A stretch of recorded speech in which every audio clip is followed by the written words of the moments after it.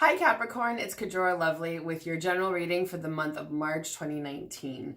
I also did a general reading for all signs for the month of March where I talk about the astrology that's going on, the holidays, the moon phases, and pulled some cards for the general energy. So you can check that out. I'll put the link in the description box below because it'll give you a sense of some of the bigger themes going on for everyone as a whole. Also, I'm a tarot card reader. I'm also a reiki healer. If you're interested in I'm in the LA area. If you're interested in an in-person or a distance reading or healing session, you can email me. All my info is in the description box as well. So let's get into your reading for the month of March 2019. And for those of you who are curious, I'm reading with the Radiant Rider-Waite Tarot.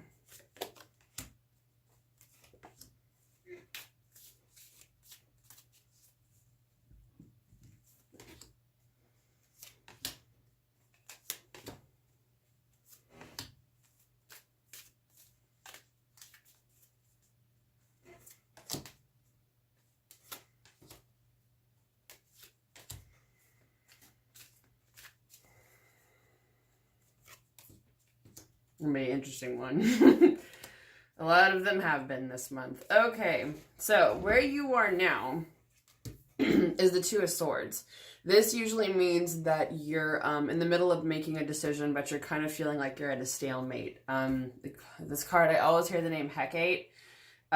She is a goddess of the crossroads. So when you feel like you're kind of stuck and don't know which way to take, she's a goddess you can petition for help or assistance in that case. Also, if you work with the Orishas, there's Eshu Elegbara or Elegua. He also goes by Papa Legba.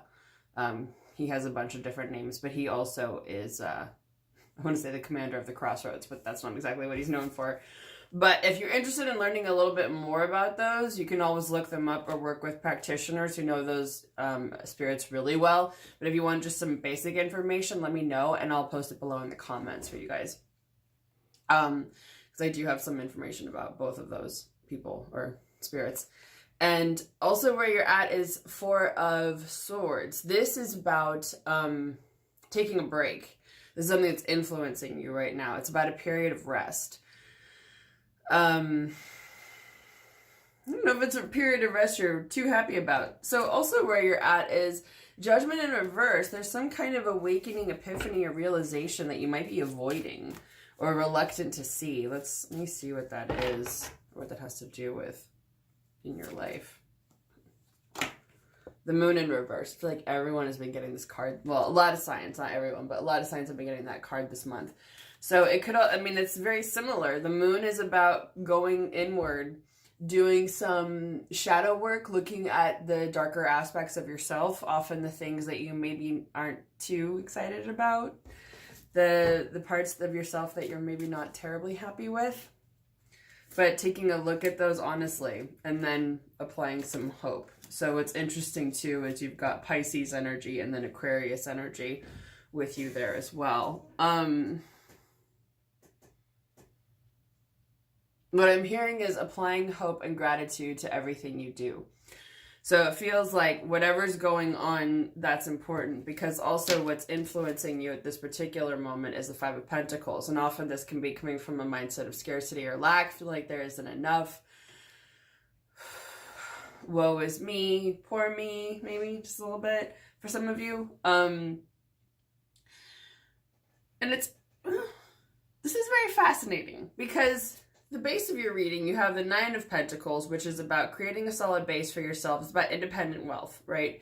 Making enough money for yourself, being able to enjoy time in your garden, or doing what you love because you have enough money to support yourself, but you're also able to enjoy it. Five of Pentacles, where you are now, this is, or something influencing you. This could be a thought or also a feeling of scarcity, maybe feel like you're not seeing opportunities when they're there. Obviously you can take this however it applies, but then what's interesting is in the outcome, you have the 10 of Pentacles, which is culmination. That's success, financial success, stability, to the extent this is personal, this is family. So it's sort of like, this is great, this is upping the ante. But in the future position, you've also got an ending. So you have a culmination of two kinds of finances, but also maybe, I don't know if I want to say betrayal. For some of you, it might be a betrayal. Well, for those of you that card applies to, it's a betrayal. Otherwise, I usually see the Ten of Swords as an ending. So take it as it applies to you. What's interesting, too, is that for what's crowning you is the Eight of Cups. This is about also leaving something behind. But this is more like you're setting something up and partway through you're like, no, I don't give a shit, I'm done. Then you're out of there because you've just had it. And it's more about slipping away quietly in the night. This card is about leaving by yourself. It's about recognizing that whatever it is, you're done. You don't want to do it anymore. Interesting. So also short-term outcome, you've got the Two of Cups in reverse. So this usually refers to a relationship that has some imbalance to it, where there's not an even energy exchange going on. And that could be with a Leo, possibly, because you've got the Strength card here in reverse. That refers to the sign of Leo.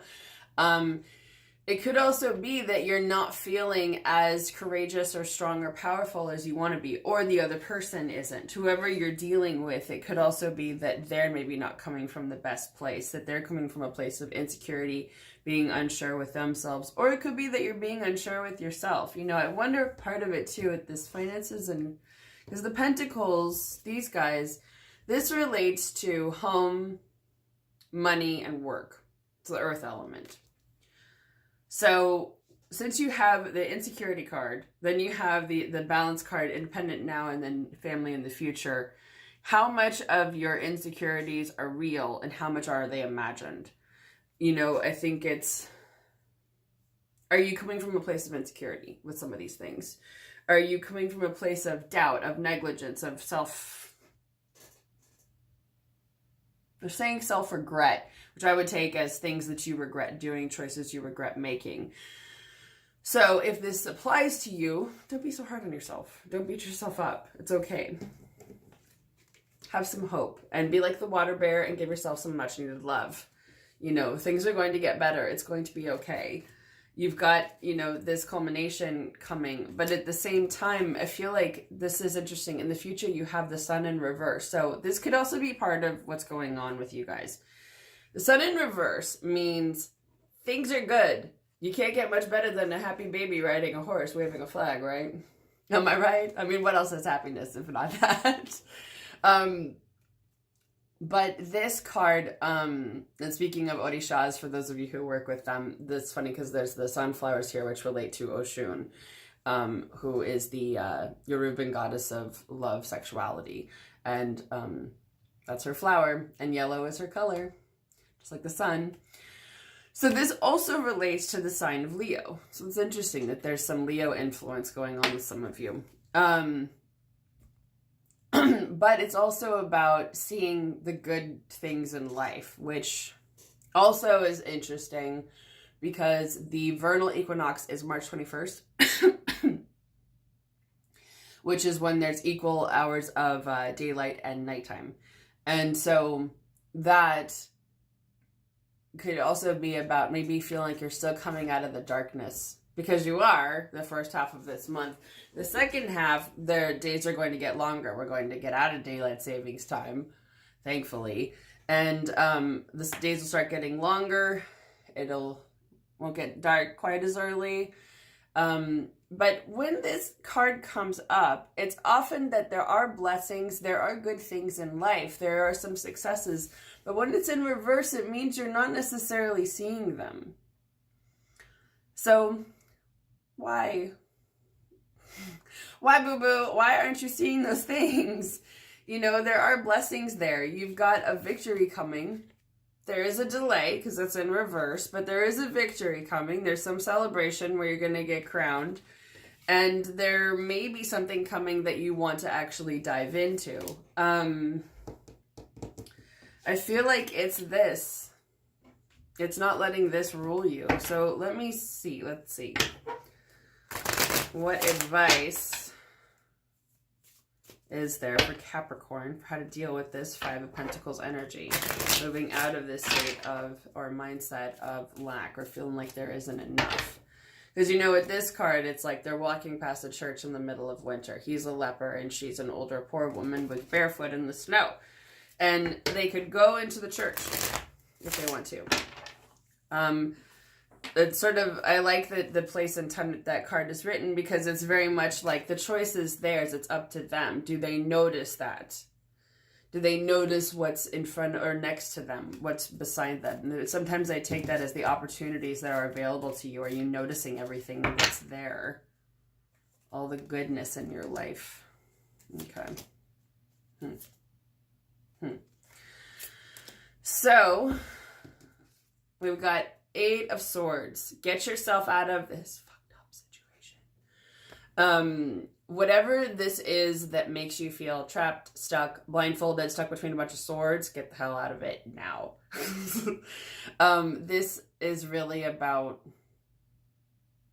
moving on with your life.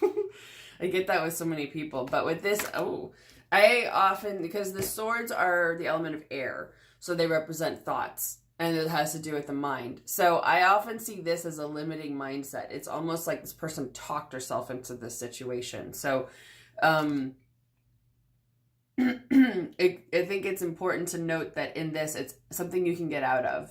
It may not be entirely painless, but you won't lose life and limb. You know, you're going to be fine. You might get some nicks and scrapes, but it might be a little bit of a bumpy ride, but you can get out of it. And that might take some planning. With the Two of Wands, this is about figuring out where you want to go, what action you want to take, how you want to move forward, how you want to move things forward in your life. And you've got the High Priestess here with that, which I take as use your intuition, don't be afraid of it, and don't keep secrets, not even from yourself. I feel like with that, it's about it's important to be honest with yourself about who you are, what you want, what you're capable of, how you can get yourself out of these situations that feel like so cumbersome and untenable that you feel like maybe you can't do it, but you can plan your way out of this. You're a Capricorn. I mean, if anyone knows what it's like to put in hard work, it's you. Now that I say that, though, at the same time, not everything has to be completely difficult.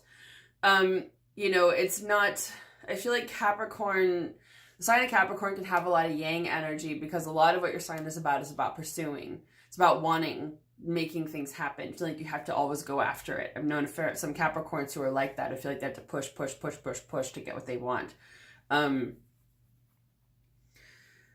I feel like it's really figuring out how can you sort of unmanipulate yourself from a situation that you don't feel great about. And again, this can just be a mindset that you have. It's not necessarily that's a position that somebody lured you and tied you to the train tracks. I mean, it very well could be that just bad habits and poor planning put you there. It just, maybe not necessarily poor planning intentionally, but just something happened. Circumstances led you to that point. That's where you are.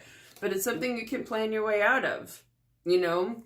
You make some strategic moves, you can get out of those binds and out of those swords and move on with your life. And I think that that's where this comes in. It's honesty is key. Being honest with yourself about what you want moving forward. And I think having hope, I keep coming back to this card, having hope is incredibly important at this time.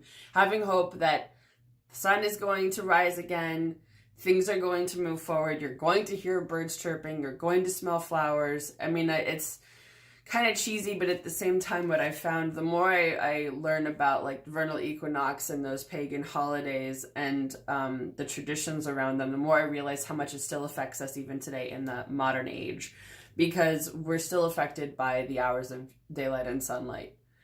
You know, wintertime, you want to go in, you want to hibernate, you want to hermit, you want to hide, you want to withdraw within and be by yourself. Summer, you want to do more activities outside because it's not as cold.